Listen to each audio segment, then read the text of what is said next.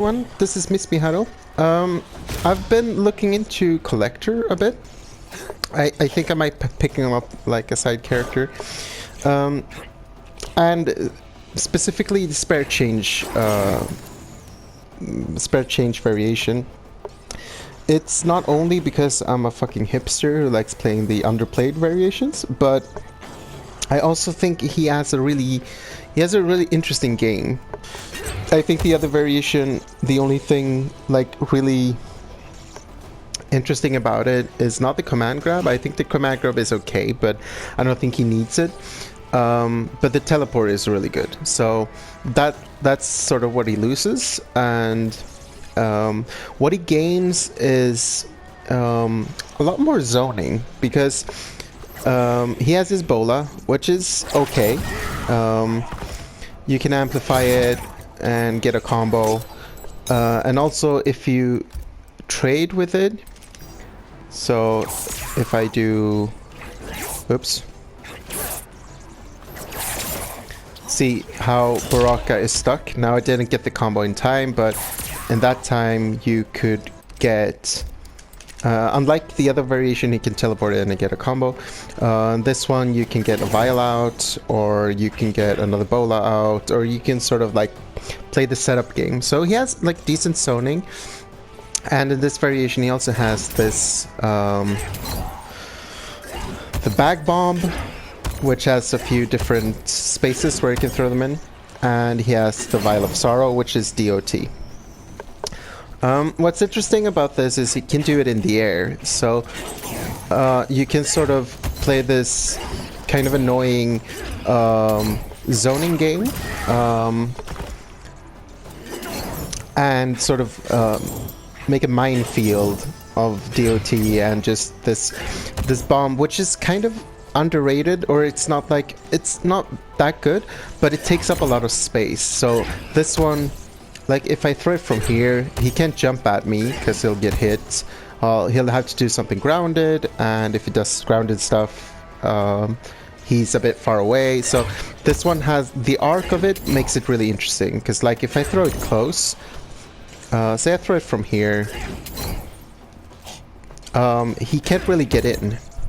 So he has no space to move in. He can't go in grounded, he can't jump, and so on. So I think it's interesting, and the fact that this one has almost no recovery when you do it in the air. This one does.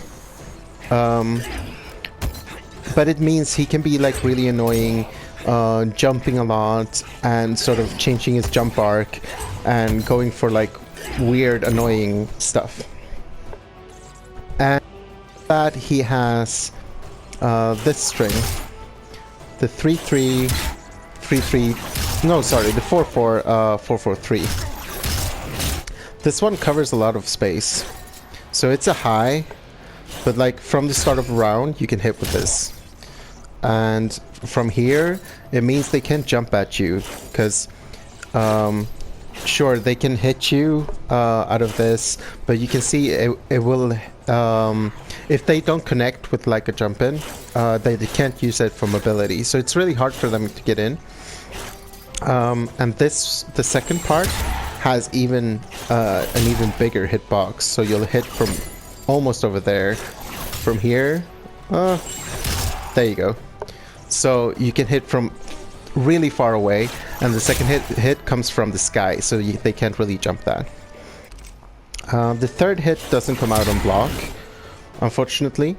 And this one is like -11, but it has a lot of pushback, and you can also like play the mind game of, if you think that they're gonna like try to reversal something, say you're playing against Kano and you think he's gonna do a Kano ball or whatever, you can just do something like this, or you can cancel it. It's not very safe, but it's something you can do. It's like an option. What's kind of sad is that from here, you can't hit confirm. You can see sometimes you will get the full hit confirm into something from there, but you want to use it sort of at max range, so it's not really an option. and it doesn't confirm into Bola. It's too far away, which is sad. I wish they would kind of like up the hit stun on the 3-3, so it would combo into Bola, because that would help them a lot. But if you confirm into that one, you get a free vial setup.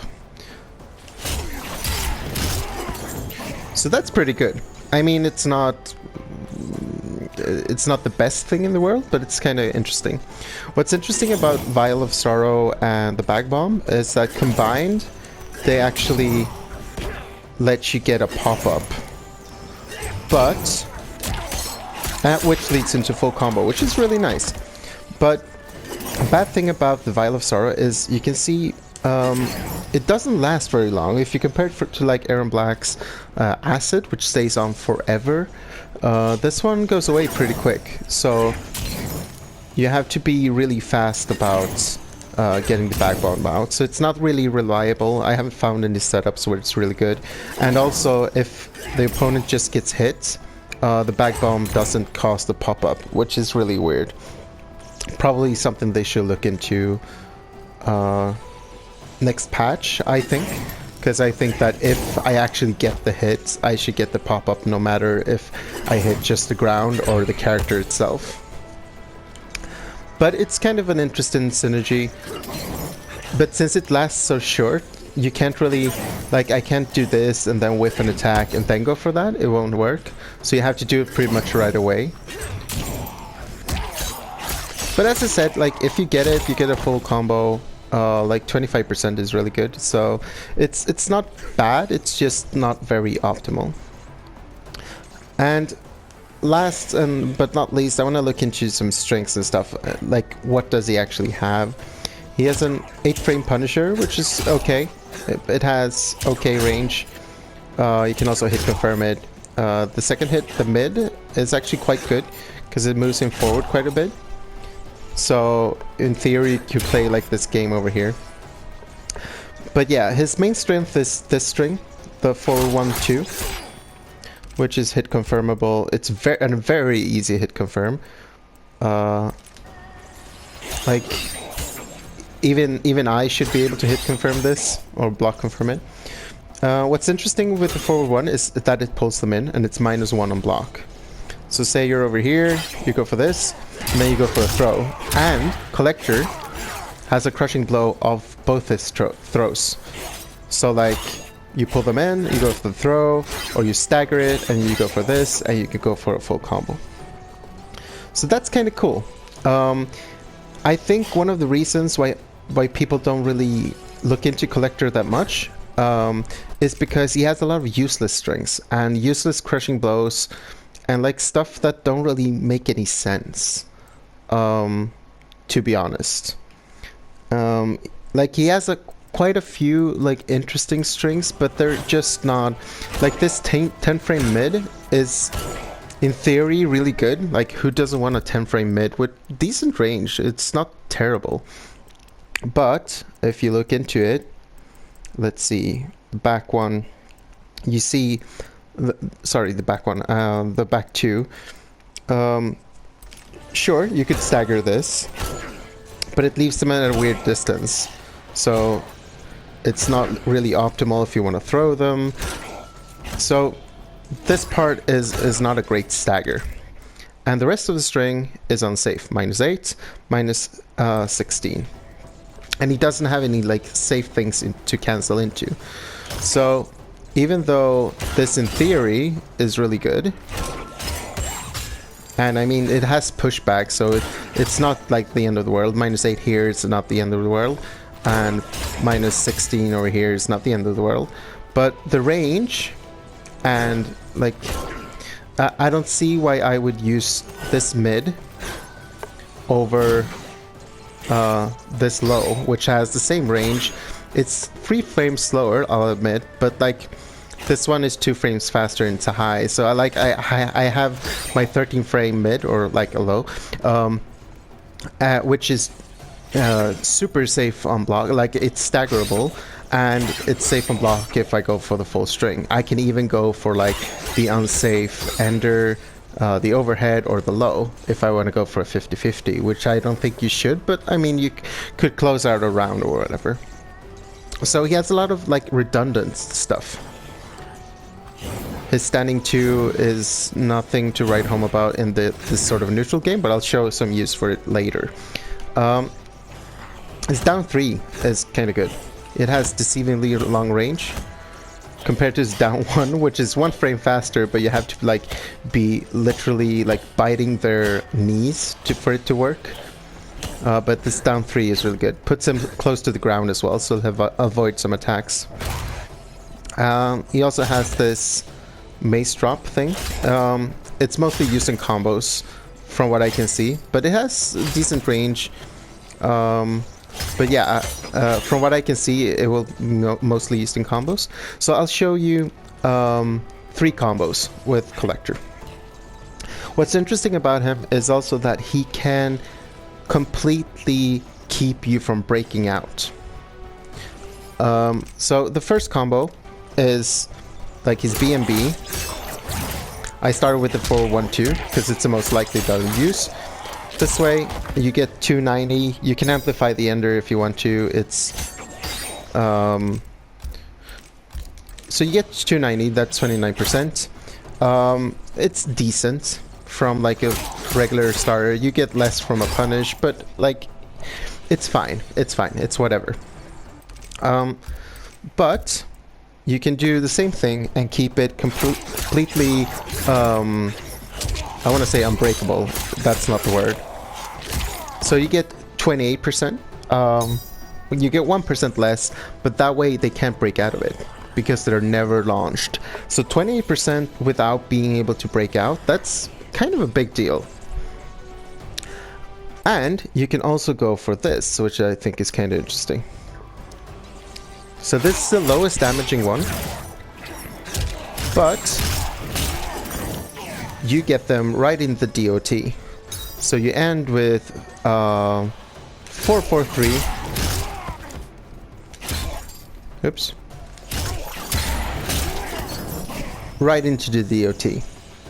And that will tick, if they stay in it, it will tick 4 ticks, which is 8% extra.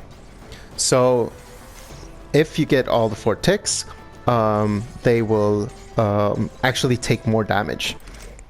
But the sweet thing is, like, if you do that, and they decide they want to do something like get up forward roll, you can actually punish them for it. Of course, mid-screen, maybe they will go for the back roll. But if it's a character which you're like keeping out with these and that and the bolas and stuff, then sure, you go for your back roll. I'll be over here throwing my shit. Have a good time. And it also places them, let's see, say, I think that's the one. It places them really far away. So like you don't have to worry about up 3s, up 2s or whatever. And that means if they know they can up 3, they know they can up 2, maybe they're hesitant to roll. You could either go into your zoning, or you could like dash up, start doing pressure or whatever, and get a lot of damage. So I think that's something really interesting about him. And I mean, I think they can break away that, but if they do, they just lost 2 bars and got nothing for it. So again, this is all unbreakawayable, which is something that's so interesting about Kollektor, like how he can just like delete your life bar and you're not really able to break away. That means, of course, they'll have a lot of bar for rolling and such. But again, if you read them, you can punish a forward roll. If they roll backwards, you can get your zoning on. So I mean, it depends, because if you're playing against Cetrion, maybe you want to end in this and not go for the setup, so you keep her really close. but if you're playing it against someone that you want to keep out, this setup is actually really cool. One last thing I want to show, which I've found so far, like I'm gonna look into more of this, but something I found super interesting is his anti-air game. So I'm not really like, I haven't explored everything of it yet, but like Baraka's jump in 3 is famously hard to anti-air, right? Nope. The standing 2, which is 13 frames, which is decent, it just puts him so low to the ground, and the thing about above his head doesn't really have a hurt box, so you can go for that. And from there, you can always go into a full combo. So, oops. From here, you can do whatever. So, for instance, a combo from that would look like this. Oops, I dropped it. Sorry. I'm still getting used to it. Oops.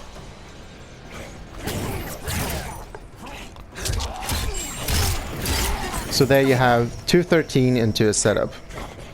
But wait, there's more. You can actually get a super easy crushing blow from this with that string, the 2, 1 plus 3, 4. So this one has to be a counter hit or a punch. You get 277 for that. And since if they're doing a jump in attack and you interrupt it, it's always a counter. So that means this one, if you catch a jump in attack, you will always get the crushing blow. Which is just really good, because if they don't want to jump at you, well, suddenly you have the standing 4 game, right? So now, which is also like decent for keeping them out of the air, but you get the idea. So this one is super easy. And other than that, this one is actually not as hard as I made it look. And you get some decent damage, or you get a setup. So that's something that's really cool about him. Plus he has a really good down 2 if you want to just reactionary down 2. It's really not a bad thing. So what I really like about Kollektor so far, if I'm gonna sum it up, is that he has this sort of setup game and this sort of keep away game, which I like. He has good spacing with this. He has good stagger with this. And I really want to explore him more. So I'm gonna keep looking into him and see if I find him viable and if I really like his playstyle. But as of now, I really like this sort of annoyance that he can be. And then when they get close, you have this really cool stagger game, and you have this sort of pressure thing. And you can't be jumped in on, which I really appreciate. It's something that I loved with Kano in MKX in his commander variation. If you didn't even have to EX it, if you did his choke, that was like the best anti-air in the game, and that meant they could never jump in on you. And once they realized that, they had to play the grounded game, which he did really good, because he had a lot of like grounded tools which helped them out. So yeah, this video has been going on way too long, but I really wanted to show like things I've found interesting, and that I'm sort of exploring right now. So if you haven't tried out this character, take him to the lab and like try out some stuff, and we'll try to find like cool setups and stuff together. So yeah, thanks a lot for watching this super long video. Yeah, see you around. Bye.